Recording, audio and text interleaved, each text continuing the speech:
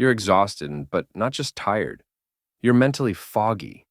You wake up unrested. You feel disconnected from your work, your goals, even yourself. And no matter how much you sleep, rest, or try to take a break, nothing really changes. This isn't laziness. This isn't weakness. You're burnt out. But here's the truth.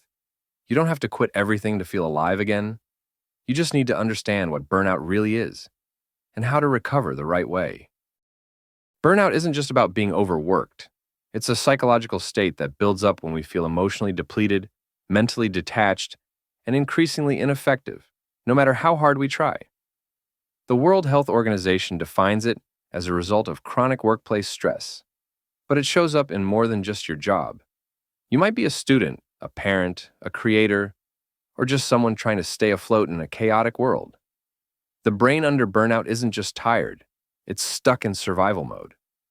Cortisol levels stay elevated, and over time, your nervous system stops differentiating between busy and unsafe. That's why you feel numb.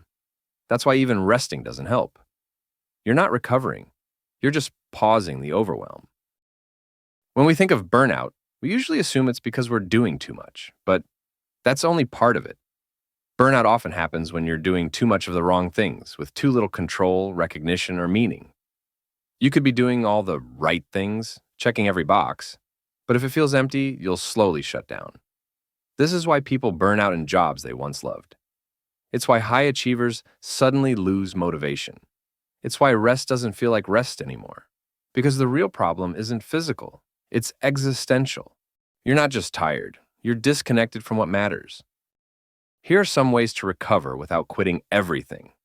Redesign your recovery. Recovery isn't just about rest, it's about mental separation. True recovery means creating space between who you are and what you do. Turn off the autopilot. Go for a walk without a podcast. Journal with no goal. Let your mind wander. This isn't about wasting time.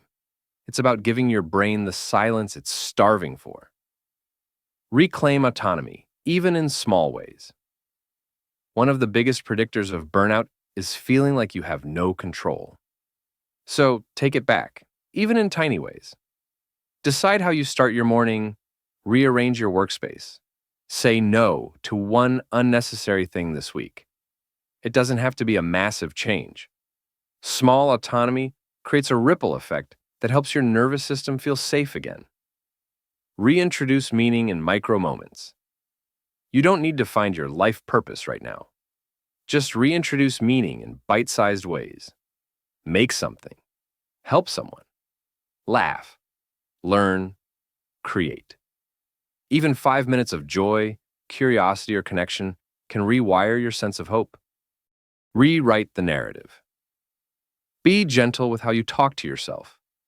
Burnout thrives in self-blame. That quiet voice that says, "Why can't you handle this?" But here's the truth. You've been strong for so long, maybe too long. You don't need to push through anymore. You need to listen. You are not weak for burning out. You are human. You don't need to disappear or destroy everything to feel better. You just need to stop abandoning yourself in the process of showing up for everything else. Burnout is not a failure. It's a signal to pause, to reflect, and to come back to yourself. And from here, things can begin to shift. Feeling burnt out? You're not alone. Leave a comment with one word that describes where you're at. Let's make this a space for honest healing. If this video spoke to you, consider subscribing to Inward Atlas. We're just getting started.